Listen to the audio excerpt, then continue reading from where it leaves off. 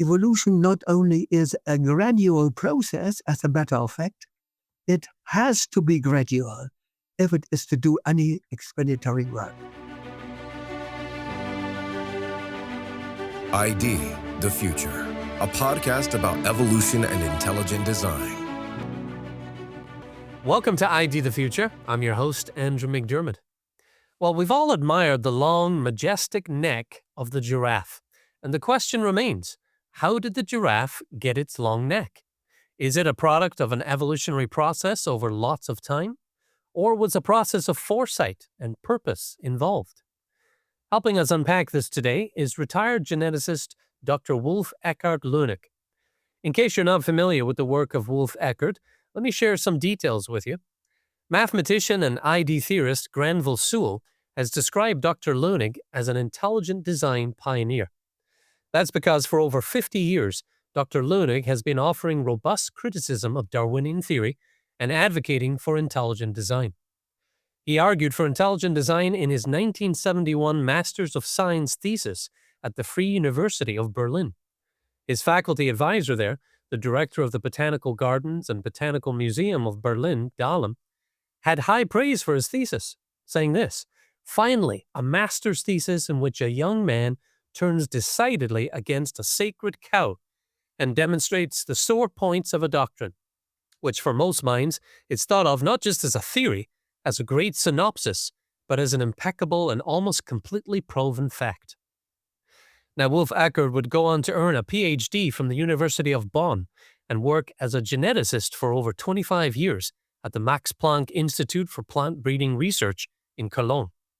He has continued throughout his career, and now in retirement, to apply critical evaluation to the just-so stories of Darwinism and promote the evidence for intelligent design in his writings, several of which have been published in scientific journals.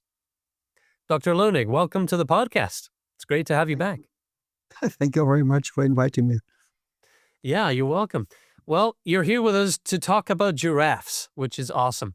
And just at the outset, I want to mention that Wolf-Ekkehard and myself have unpacked panda evolution on previous episodes of ID the Future.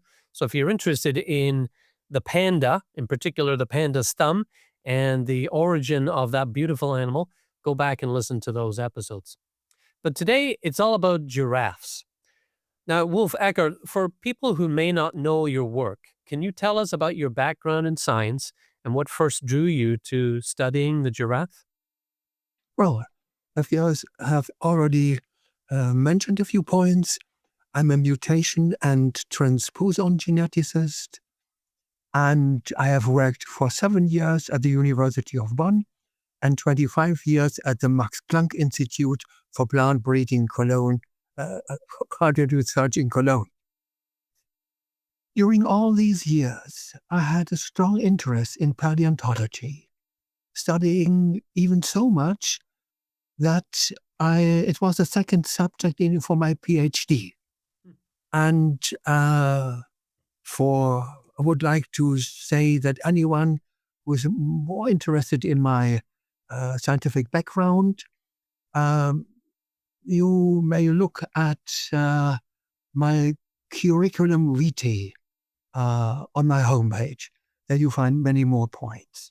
Yeah. So I have also always been interested in animals, among others being often fascinating by the giraffes. These tallest mammalian land animals, which according to AI are widely regarded as one of the most beautiful, graceful, and iconic animals in the world.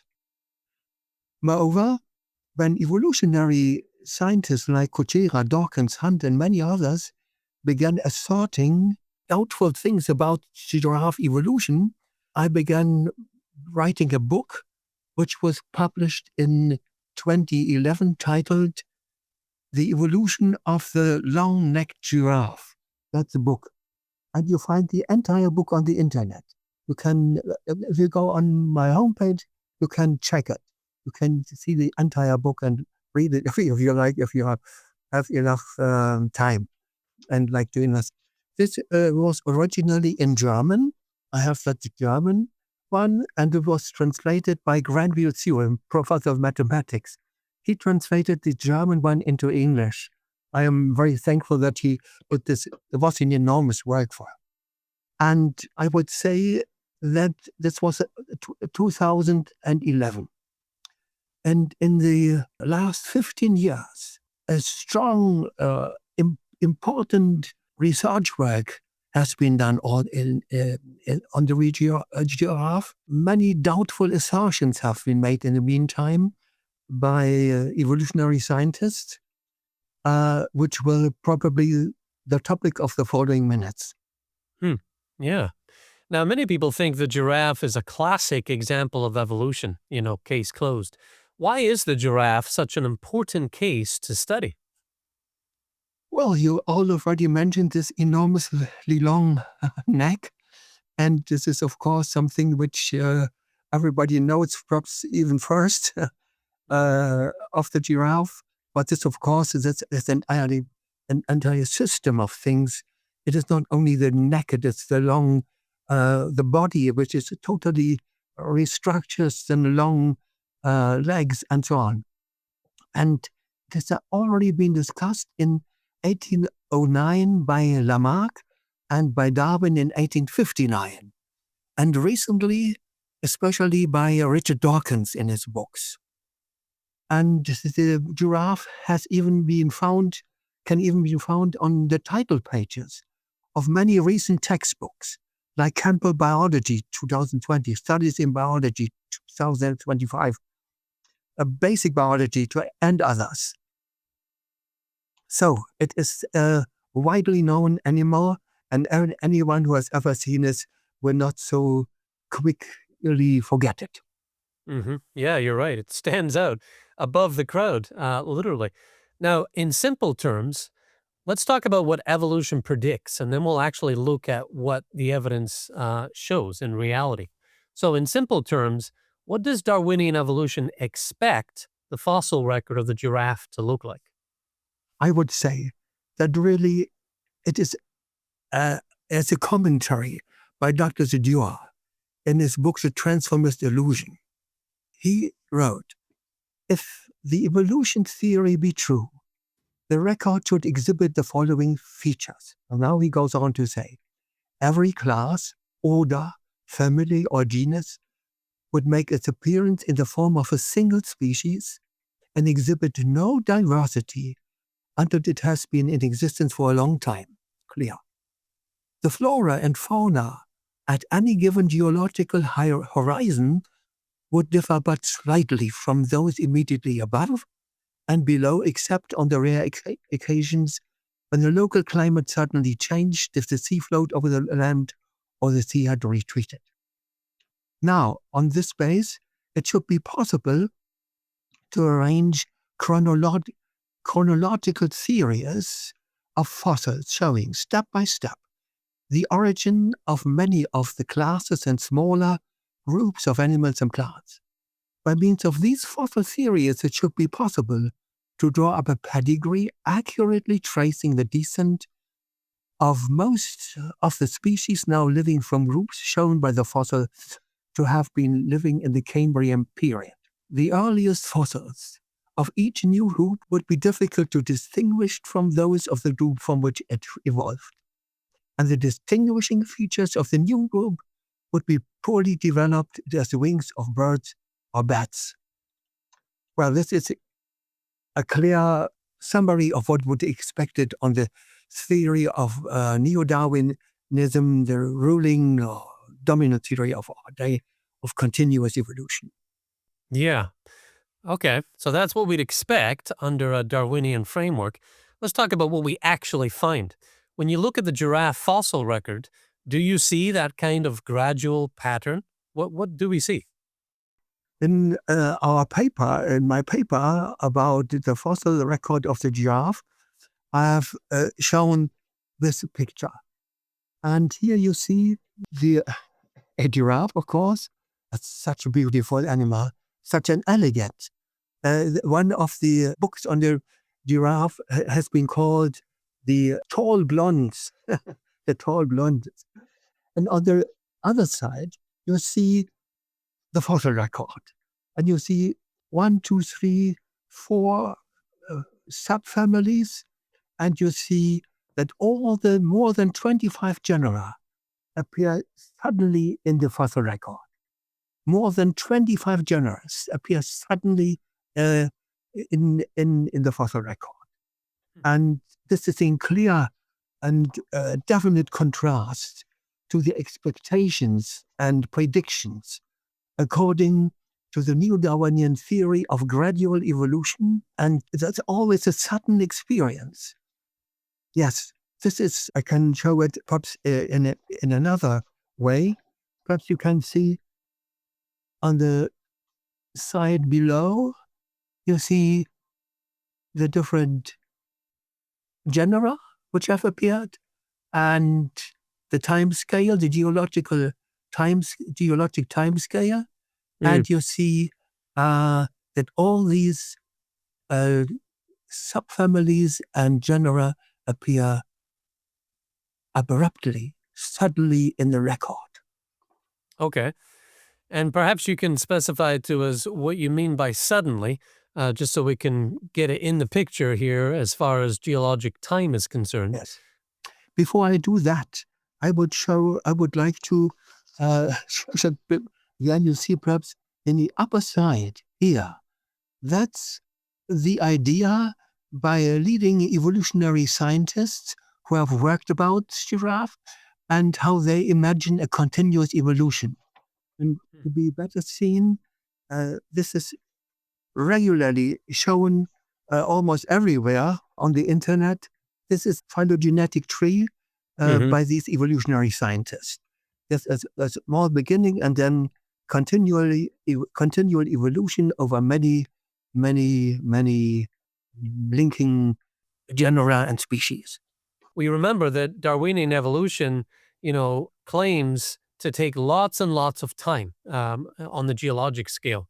So what do we mean by suddenly? Suddenly means, in that connection, that you have no phylogenetic line which is leading to these different genera and forms. They appear abruptly, and then they are regularly followed by enormous long time of stasis, of constancy. And this is also in utter contrast to the predictions of gradualism, the dominant neo-Darwinian modern theory. The tree is a bush, as one leading evolutionaries on the giraffe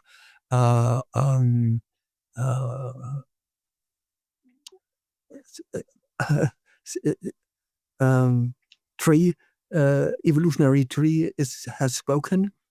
And I would add that it's not even a bush. The main types and subtypes appear independently of each other.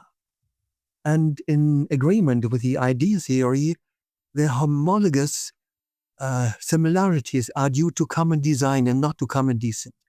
This is true also for the tall blonde, as shown in that first picture, which I showed here, this beautiful animal on the set. This is a tall blonde.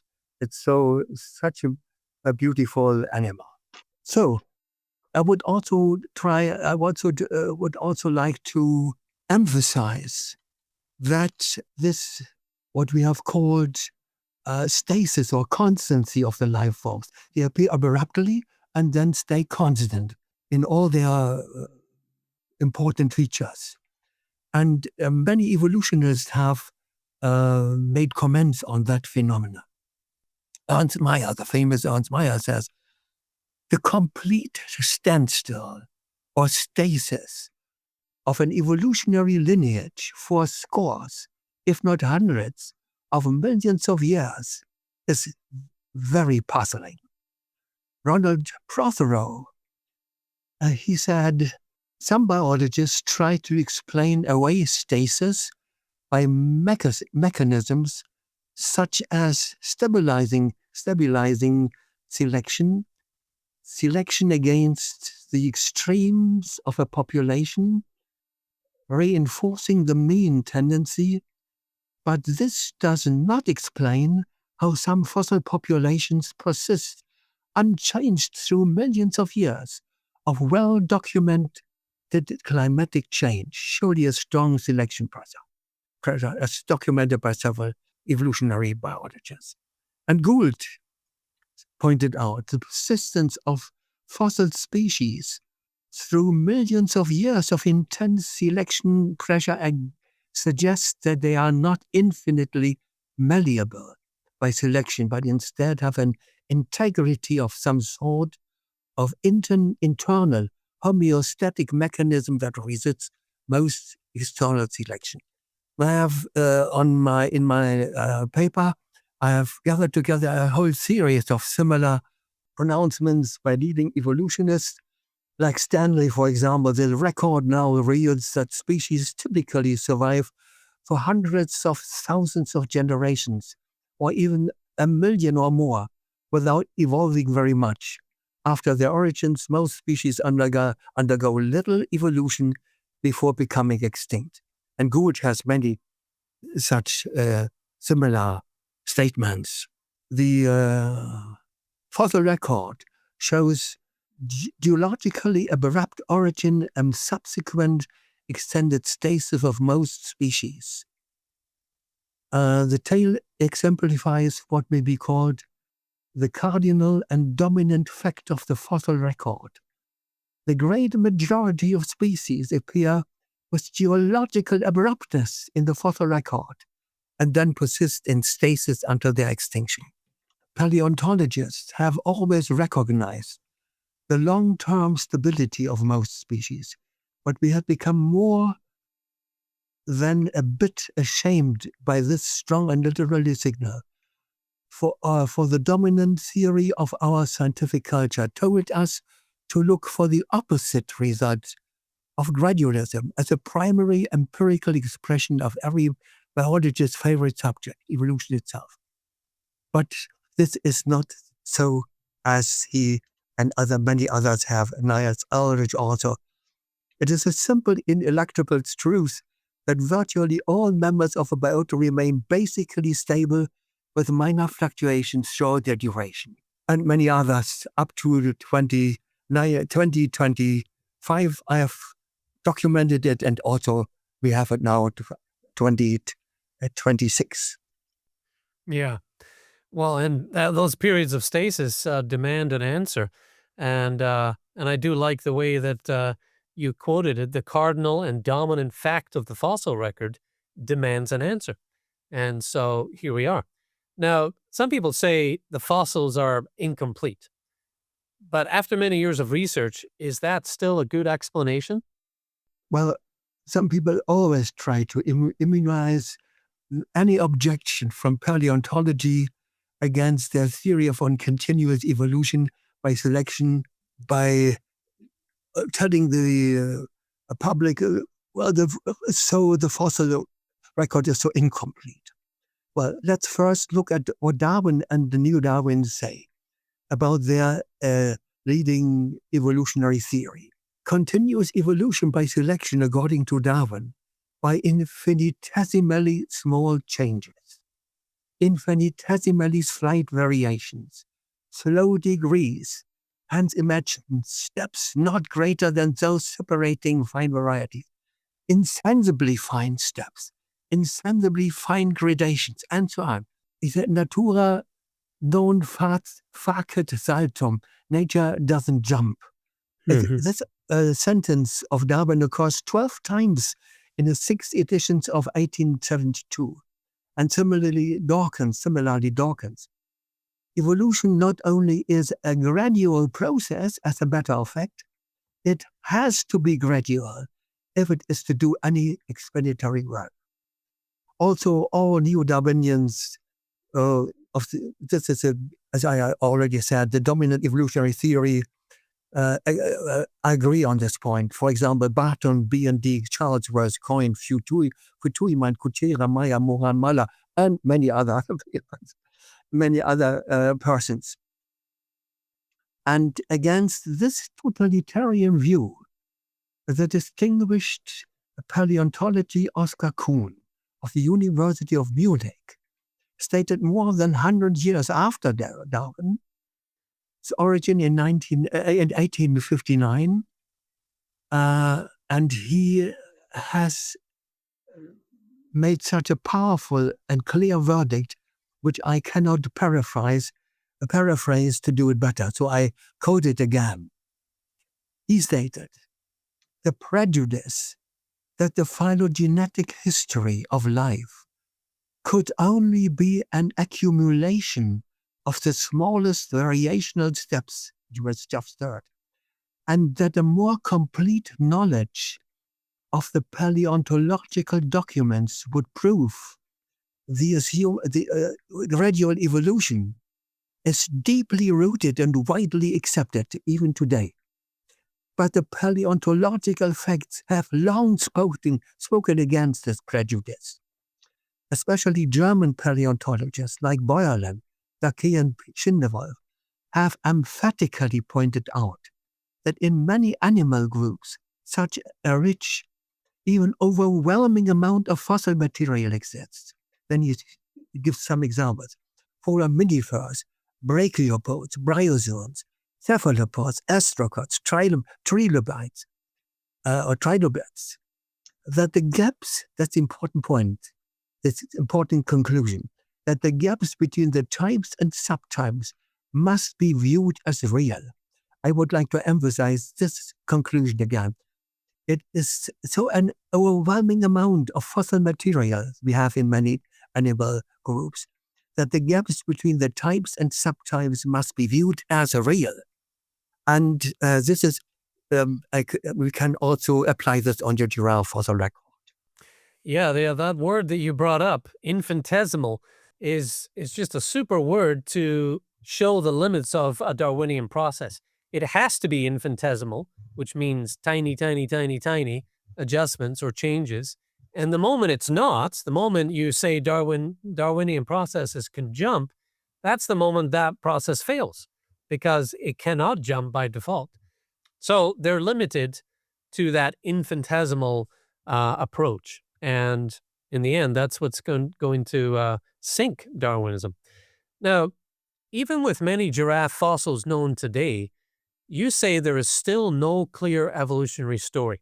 So why do you say that? Well, it's not only me who is pointing out the fact that there's still no clear evolutionary story concerning the giraffe. The subtitle of my article on the giraffe fossil record, in quotation marks, I put that, "Why a true evolutionary story is not available," is taken from the leading evolutionary researcher on fossil giraffes, Nikos Solonias. He stated in 2022 and 2024, by the way, he is professor of anatomy at the New York Institute of Technology, and he is described there, Dr. Nikos Solonias, as a preeminent expert in modern and paleo-ungulate anatomy and biology. He has over 30 years of experience in the research and teaching of mammalian anatomy and evolution. A true evolutionary story is not available. In the words of the best and leading evolutionary theories, and foremost of them, Nikos Solonias himself. Right, and I'm glad you're pointing that out, that this isn't just you. This is actually experts in the fields of paleontology and biology and others who are acknowledging the facts, right? The cardinal and dominant facts produced by the fossil record. The record doesn't lie. Now, you describe giraffe relatives as appearing in separate groups or silos. Can you explain that idea simply? Yes. I would first say it again, Solonias, who states entirely correctly that the different giraffe groups appear in silos. According to AI, a silo is, in metaphorical use, a system, a process, or department that operates in isolation and does not communicate or cooperate with other parts of the organization. Or also an isolated group, department, etc., that functions independently of others. So these genera have appeared independently of others. And so he used the word silence for them. In that context of evolutionary comparisons of Samuel's theorem with the okapi and the giraffe, Solunias mentions in 2025 that only the neck elongation brings Samuel's theorem closer to the giraffe. So they are all in this silence.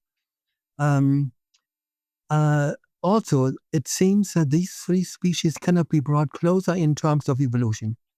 Thus, he says, quote directly, they are in three isolated silos in the Giraffidae, end of quote. In 2024, he said, what I observe within the classifications of the Giraffidae is that one cannot make an evolutionary sequence across taxa. That's an important point. One cannot make a sequence, however general. The meaning of this heterogeneity of the genera is most likely due to them truly evolving independently within each subfamily, end of quote. He also said, what I suggest is that in Giraffidae, there was an early large adaptive radiation and subsequently species evolved in silos, that's the word again, the silos, of their respected subfamily. Uniting the subfamilies is very difficult because of these early adaptive radiations. Well, we will speak in the second interview about this evolving independently, which this pronouncement that they are evolving independently within each subfamily. And what is important is that you cannot make a real evolutionary tree. And the beginning of that bush is also missing. And that we'll speak about that later. There are formidable problems associated with putting this into a just so evolutionary story, as we're seeing. Well, we're going to leave it there now, but in a separate episode, we'll continue the conversation by looking at the debate over the Samotherium fossil, the one you just mentioned, and why it doesn't satisfy as a true intermediate in the supposed evolutionary line of the giraffe. Now, we're also going to include a link to Wolf-Ekkehard's coverage of the giraffe evolution debate in the show notes for this episode, so those who are curious can read more. Well, until next time, thank you, Wolf-Ekkehard. Thank you for having me. I'm Andrew McDermott for ID The Future. We'll see you soon. Visit us at idthefuture.com and intelligentdesign.org. This program is copyright Discovery Institute and recorded by its Center for Science and Culture.